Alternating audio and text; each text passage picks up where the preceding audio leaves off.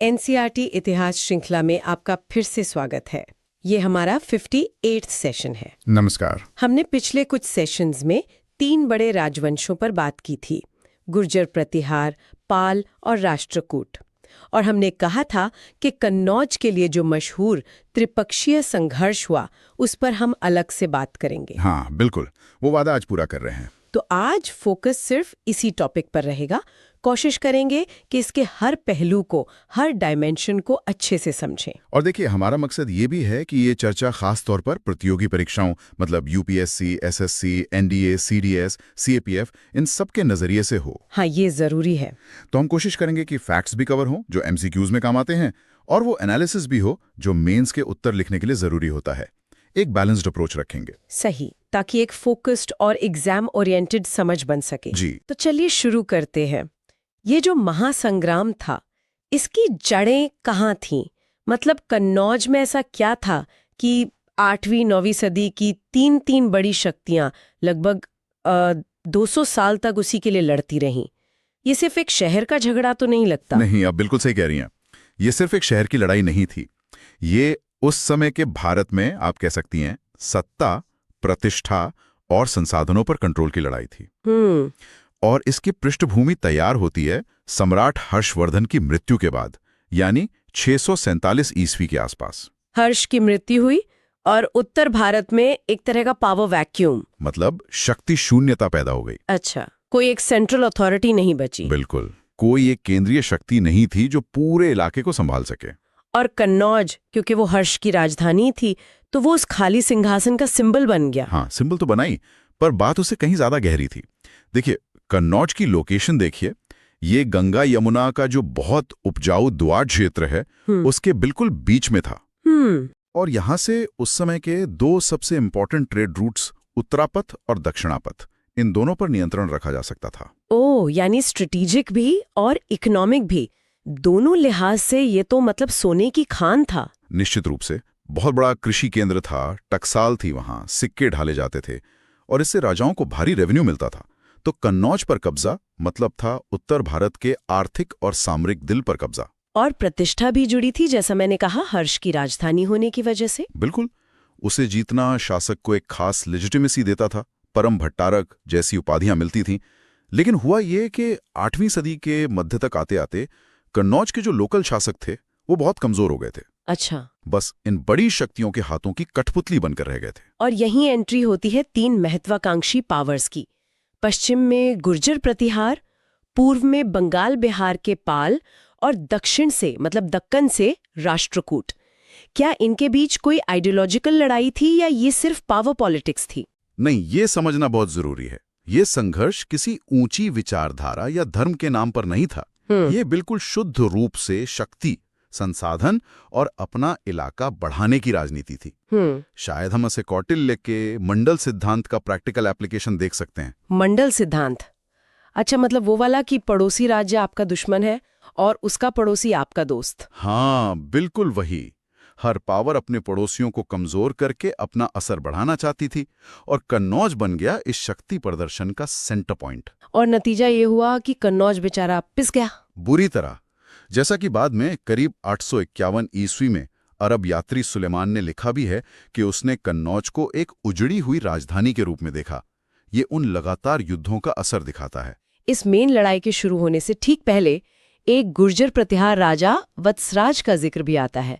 क्या उनका role important था? हाँ, वत्सराज, जिनका शासनकाल रफली 775 से 805 ईस्वी माना जाता है, वो इस संघर्ष के मेन प्लेयर तो नहीं थे, लेकिन एक बहुत महत्वपूर्ण अग्रदूत मतलब प्रीकर्सर थे। अच्छा। वो नागभट्ट द्वितीय और मिहिर भोज जैसे बड़े प्रतिहार राजाओं से पहले थे और उन्होंने ही एक तरह से प्रतिहार शक्ति की नींव रखी और उसे उत्तर भारत की पॉलिटिक्स में एक बड़ी ताकत बनाया। उन्होंने क्या किया था ऐसा? वत्सराज ने करीब 780 ईस्वी के आसपास पाल राजा धर्मपाल के खिलाफ एक कामयाब अभियान चलाया था। उन्हें गंगा यमुना संगम के पास हराया भी। ग्वालियर प्रशस्ति में इसका जिक्र है। इससे वत्सराज ने शायद कन्नौज लास के आसपास कुछ वक्त के लिए अपना कंट्रोल भी बना लिया था। लेकिन ये कब्जा टिका नहीं टिक नहीं पाया, क्योंकि तभी दक्षिण से राष्ट्रकूट राजा ध्रुव ने उत्तर भारत में इंटरफेयर किया। करीब 780-783 ईस्वी के बीच ध्रुव ने वत्सराज को हरा दिया। संजान ताम्रपत्र बताते हैं कि वत्सराज को रेगिस्तान की तरफ, शायद राजस्थान की तरफ भागना पड़ा। ओहो। तो बसराज परमानेंट कंट्रोल तो नहीं कर पाए, लेकिन उन्होंने ये दिखा दिया कि भाई प्रतिहार अब कन्नौज के दावेदार हैं। उनकी हार ने एक तरह से उनके बाद आने वाले नागभट्ट द्वितीय के लिए कन्नौज जीतना एक स्ट्रेटेजिक जरूरत बना दिया। तो मतलब एग्जाम के लिहाज से वत्सराज को समझना जरूरी है ताकि हम बैकग्राउंड समझ सकें, शुरुआती प्रतिहार पावर डायनामिक्स और उनकी मिलिट्री स्ट्रैटेजी, खासकर उनकी घुड़सवार सेना का विकास।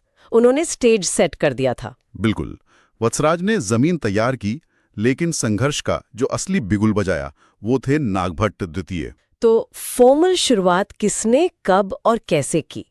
यहीं से असली त्रिपक्षीय संघर्ष शुरू होता है, राइट? हाँ, ज्यादातर इतिहासकार यही मानते हैं कि संघर्ष की फॉर्मल शुरुआत गुजरा प्रतिहार शासक नागभट्ट द्वितीय ने की, लगभग 785 ईस्वी के आसपास। कैसे? उन्होंने सीधे कन्नौज पर हमला किया और वहां जो राजा थे चक्रायुध, उन्हें हरा दिया। अब चक्रायुध को पाल राजा धर्मपाल ने गद्दी पर बिठाया था, तो वो एक तरह से पाल के अंडर थे। 12 ताम्रपत्रों में इसका जिक्र मिलता है। अच्छा, तो नागभट्ट ने सीधा पालों के इन्फ्लुएंस को चैलेंज कर दिया। इसी वजह से फिर धर्मपाल और राष्ट्रकूट राजा ध्रुव दोनों एक्टिव हो गए होंगे। एकदम सही। नागभट्ट का ये कदम सीधी चुनौती थी। धर्मपाल चुपके से बैठते और दक्षिण में बैठे राष्ट्रकूट ध्रुव भी नहीं चाहते थे कि उत्तर भारत में कोई एक पावर इतनी हावी हो जाए, बैलेंस बिगड़ता। तो इस तरह जो शायद पहले पाल प्रतिहार की रीजनल राइवलरी थी, वो अब खुलकर 3 महाशक्तियों का संघर्ष बन गई, त्रिपक्षीय संघर्ष। और कहते हैं नागभट्ट द्वितीय की घुड़सवार सेना काफी अनुभवी थी अरब हमलों के कारण। हाँ, कुछ स्रोत ये बताते हैं कि पश्चिम से होने वाले अरब आक्रमणों से लड़ने का अनुभव उनकी घुड़सवार सेना को था, जिसने शायद उन्हें शुरुआत में थोड़ी मिलिट्री एज दी हो। ये लड़ाई तो फिर बहुत लंबी खिंची, करीब 31 साल बता रहे हैं आप, 785 से 816 ईस्वी तक। इसमें तो कई उतार चढ़ाव आए होंगे। क्या हम इसे कुछ फेजेस में बांटकर समझ सकते हैं कि कब कौन हावी रहा, कौन से राजा मेन थे? हाँ, समझने के लिए से हम मोटे तौर पर 4 फेज में देख सकते हैं, लेकिन ये याद रखना होगा कि ये फेज बिल्कुल क्लियर कट नहीं थे, घटनाएं जुड़ी हुई थीं। और कन्नौज तो इस दौरान बेचारी फुटबॉल बनी रही, बार बार हाथ बदलती रही। पहला फेज क्या था? पहला चरण लगभग 785 से 790 ईस्वी। हुआ ये कि नागभट्ट द्वितीय ने कन्नौज जीता, 785। धर्मपाल ने वापस लेने की कोशिश की पर नाकाम रहे, 786। फिर अचानक सीन में आए राष्ट्रकूट राजा ध्रुव। वो तेजी से उत्तर भारत आए। अच्छा। उन्होंने पहले प्रतिहारों को भीमगोड़ा में हराया, फिर पालों को प्रयाग के पास हराया और आखिर में ध्रुव ने कन्नौज को लूटा, 790, और वापस दक्षिण चले गए। ओहो, मतलब आए, जीते, लूटा और गए। हाँ, इस फेज में मुख्य राजा थे नागभट्ट द्वितीय, धर्मपाल और ध्रुव। और ध्रुव का पलड़ा भारी रहा। उनके अचानक हमलों ने उत्तर की दोनों शक्तियों को चौंका दिया। संजान ताम्रपत्र तो उन्हें आर्यावर्त का विजेता तक कहते हैं, लेकिन लगता है उनका मकसद परमानेंट कब्जा नहीं, बस लूट और शक्ति प्रदर्शन था। यानी पहले राउंड में राष्ट्रकूटों ने अपनी धमक दिखाई और चले गए, पर इससे प्रतिहार और पाल तो कमजोर हुए होंगे। दूसरे फेज में क्या हुआ? दूसरा चरण लगभग 791 से 800 ईस्वी। ध्रुव के जाने के बाद धर्मपाल ने शायद राष्ट्रकूटों से कोई समझौता किया और नागभट्ट द्वितीय पर हमला किया।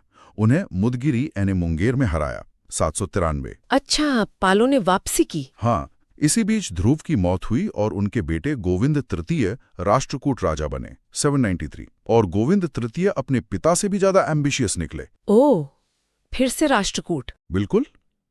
उन्होंने फिर उत्तर भारत पर चढ़ाई की, 798। इस बार उन्होंने धर्मपाल को ग्वालियर के पास हराया और कन्नौज को फिर से लूटा। लेकिन इसी उथल पुथल में नागभट्ट द्वितीय ने शायद गुरिल्ला टैक्टिक्स से कन्नौज पर दोबारा कब्जा कर लिया, 796। अरे वाह, मतलब ये तो बहुत कॉम्प्लिकेटेड चल रहा था। हाँ, इस चरण के मुख्य राजा थे नागभट्ट द्वितीय, धर्मपाल और गोविंद तृतीय। ये चरण बहुत जटिल था। गोविंद तृतीय की सेना, खासकर हाथी सेना, बहुत पावरफुल थी, पर उनका साम्राज्य बहुत फैल गया था, संभालना मुश्किल था। और धर्मपाल, वो हारकर भी टिके रहे। हाँ, धर्मपाल ने हार के बाद भी हिम्मत नहीं हारी, कन्नौज पर दावा बनाए रखा। उन्होंने उज्जैनी में एक बड़ा दरबार भी लगाया, 805 के आसपास, अपनी ताकत दिखाने के लिए। उधर नागभट्ट द्वितीय भी लगातार डिफेंसिव लड़ते हुए प्रतिहार शक्ति बनाए रखने में कामयाब रहे। कमाल है। मतलब गोविंद तृतीय के आने से इक्वेशन फिर बदला। तीसरा फेज आते आते तो लगता है सब थकने लगे होंगे। तीसरा चरण लगभग 801 और 810 ईस्वी, बिल्कुल थकान के लक्षण दिखने लगे थे। अब पालों ने थोड़ा अटैक किया। धर्मपाल पश्चिम की ओर बढ़ने की कोशिश करते रहे। उधर दक्षिण में राष्ट्रकूटों को अपने ही घर में विद्रोहों का सामना करना पड़ा। अच्छा। हाँ, इस वजह से गोविंद तृतीय के बेटे और उत्तराधिकारी अमोघवर्ष प्रथम को करीब 814 ईस्वी में दक्षिण लौटना पड़ा। उत्तर भारत की राजनीति में उनकी रुचि कम हो गई। ये तो प्रतिहारों के लिए अच्छा हुआ होगा। हाँ, इसी दशक में धर्मपाल की मृत्यु हुई 810 और उनके बेटे देवपाल पाल राजा बने। देवपाल ने पश्चिम पर हमला किया, लेकिन उन्हें विंध्य के पास रोक दिया गया। नागभट्ट द्वितीय की मृत्यु भी इसी चरण के आसपास या ठीक बाद मानी जाती है। तो इस फेज में मुख्य राजा कौन थे? पाल वंश से धर्मपाल और फिर देवपाल, राष्ट्रकूट से गोविंद तृतीय और फिर अमोघवर्ष प्रथम, और प्रतिहारों में नागभट्ट द्वितीय के बाद के राजा जैसे रामभद्र। इस चरण में एक तरह का डेडलॉक सा था। देवपाल ने अपने मोंगेर ताम्रपत्र में अपनी जीत के बड़े दावे किए, पर अमोघवर्ष के लौटने से राष्ट्रकूट प्रेशर खत्म हो गया, जिससे प्रतिहारों को संभलने का मौका मिल गया। और यहीं से कहानी फाइनल टर्न लेती है। चौथा और आखिरी फेज, इसमें क्या हुआ जिसने लड़ाई खत्म की? चौथा चरण लगभग 811-816 ईस्वी। हुआ ये कि गोविंद तृतीय ने शायद अपने जीवन का आखिरी उत्तर भारतीय अभियान किया और कन्नौज को एक बार फिर लूटा। 812, लेकिन अब पासा पलट चुका था। प्रतिहारों में एक बहुत ही शक्तिशाली राजा का उदय हुआ, मिहिर भोज। हाँ, इनका नाम तो बहुत सुना है। बिल्कुल। मिहिर भोज ने न केवल अपनी सेना मजबूत की, बल्कि कई लोकल सामंतों को भी अपने साथ मिला लिया। उन्होंने राष्ट्रकूटों को, शायद गोविंद तृतीय या उनके कमजोर उत्तराधिकारियों को, बलिदान की युद्ध में करीब 816 ईस्वी में निर्णायक रूप से हरा दिया। बलिदान का युद्ध, ये कहाँ हुआ था? जगह निश्चित नहीं है, शायद राजस्थान या गुजरात सीमा पर। उधर धर्मपाल की मृत्यु 810 के बाद पाल वंश भी पहले जितना आक्रामक नहीं रह गया था। तो इस फेज के मेन राजा? राष्ट्रकूट से गोविंद तृतीय शुरुआत में, प्रतिहार से मिहिर भोज मुख्य हीरो, और पाल से देवपाल। यही निर्णायक चरण था। मिहिर भोज की स्ट्रैटेजी, उनके सामंतों का साथ और उनकी मजबूत घुड़सवार सेना, इन सब ने मिलकर कन्नौज पर प्रतिहारों का परमानेंट कंट्रोल स्थापित कर दिया। और राष्ट्रकूट और पाल? राष्ट्रकूट इस हार के बाद पूरी तरह दक्षिण में सिमट गए और पालों का असर भी बंगाल बिहार तक ही रह गया। मिहिर भोज की ग्वालियर प्रशस्ति, जो बाद की है, करीब 875 ईस्वी की, उन्हें गर्व से त्रिभुज का विजेता कहती है। तो संक्षेप में कहें तो नागभट्ट द्वितीय ने शुरू किया, धर्मपाल ने टक्कर दी, ध्रुव और गोविंद तृतीय बड़े रोड़े बने, देवपाल ने कोशिश की और आखिर में मिहिर भोज ने बाजी मार ली। अमोघवर्ष थोड़े अलग रहे। ये थे मुख्य एक्टर्स। बिल्कुल सही सारांश दिया आपने। इन्हीं राजाओं की महत्वाकांक्षाओं, रणनीतियों और लड़ाइयों ने इस लंबे और, जैसा आपने कहा, विनाशकारी संघर्ष को शेप दिया। विनाशकारी? आपने सुलेमान का जिक्र किया था, जिसने कन्नौज को उजड़ी हुई राजधानी कहा। इस 31 साल या उससे भी लंबे चले संघर्ष के और क्या नतीजे हुए? कन्नौज का तो बुरा हाल हुआ ही होगा। हाँ, कन्नौज, जो कभी उत्तर भारत की राजनीति का चमकता सितारा था, बार बार लूटे जाने, कम से कम 5 बार तो लूटा गया, और लगातार युद्ध का मैदान बने रहने से अपना पुराना गौरव खो बैठा। राजनीतिक तौर पर देखें तो इसका एक बड़ा नतीजा था सामंतवाद को बढ़ावा मिलना। सामंतवाद मतलब फ्यूडलिज्म? हाँ, फ्यूडलिज्म, वो सिस्टम जिसमें सेंट्रल राजा कमजोर हो जाता है और पावर लोकल सरदारों या सामंतों के हाथ में चली जाती है। लगातार युद्धों के कारण राजाओं को अपने सेनापतियों और लोकल चीफ्स पर ज्यादा डिपेंड होना पड़ा, जिससे वो ज्यादा पावरफुल हो गए। और इकोनॉमी पे क्या असर पड़ा? वो 60,000 हाथियों वाली बात, इतने बड़े युद्ध के लिए पैसा कहाँ से आता होगा? बिल्कुल, सोचिए जरा, 60,000 हाथी। ये नंबर शायद बड़ा चढ़ाकर हो, पर ये युद्ध के स्केल को दिखाता है। इसका इकोनॉमी पर बहुत बुरा असर पड़ा। ट्रेड रूट्स डिस्टर्ब हुए, खेती पर असर पड़ा, कई जगह अकाल पड़े। युद्ध का खर्च निकालने के लिए जनता पर टैक्स का बोझ बढ़ा, सारे रिसोर्स युद्ध में झोंक दिए गए। सामाजिक और सैन्य स्तर पर भी बदलाव आए होंगे। जरूर। इस दौर में खासकर उत्तर भारत में राजपूत योद्धा वर्ग का महत्व बढ़ा और एक खास मिलिट्री कल्चर डेवलप हुआ। सुरक्षा के लिए बड़े बड़े किले बनाने का चलन बढ़ा। वहीं दूसरी तरफ लगातार युद्ध, टैक्स के बोझ और अस्थिरता के कारण किसानों में गुस्सा और विद्रोह भी बढ़े। कल्चरल तौर पर देखें तो जब पैसा लड़ाई में जा रहा हो तो आर्ट और लिटरेचर के संरक्षण पर असर पड़ता है। लेकिन प्रशस्तियां तो लिखी गईं। हाँ, जीतने वाले राजाओं ने अपनी तारीफ में प्रशस्तियां और ताम्रपत्र लिखवाए, जैसे धर्मपाल के खालिमपुर ताम्रपत्र या मिहिर भोज की ग्वालियर प्रशस्ति। इन्हीं से हमें इस काल की जानकारी मिलती है। आक्रमणकारियों ने उठाया। हाँ, कुछ इतिहासकार ऐसा मानते हैं कि इन तीनों शक्तियों के आपस में लड़कर कमजोर होने का फायदा बाद में उत्तर पश्चिम से आने वाले तुर्क हमलावरों जैसे महमूद गजनवी ने उठाया। तो फाइनली इतने सालों की खींचतान के बाद जीत का सहरा किसके सर बंधा? जैसा हमने चौथे फेज में देखा, ये लंबी और थका देने वाली लड़ाई आखिर में गुर्जर प्रतिहारों के पक्ष में खत्म हुई। लगभग 816 ईस्वी में बलिदान के युद्ध में राष्ट्रकूटों पर निर्णायक जीत के बाद मिहिर भोज ने कन्नौज और लगभग पूरे उत्तर भारत पर अपना अनडिस्प्यूटेड कंट्रोल कायम कर लिया। और ये प्रतिहार साम्राज्य फिर काफी समय तक चला। हाँ, ये प्रतिहार डोमिनेंस कन्नौज को सेंटर बनाकर लगभग 2 सदियों तक, मतलब करीब 1018 ईस्वी तक, जब महमूद गजनवी ने कन्नौज पर हमला किया, उत्तर भारत की मेन पावर बना रहा। और बाकी 2?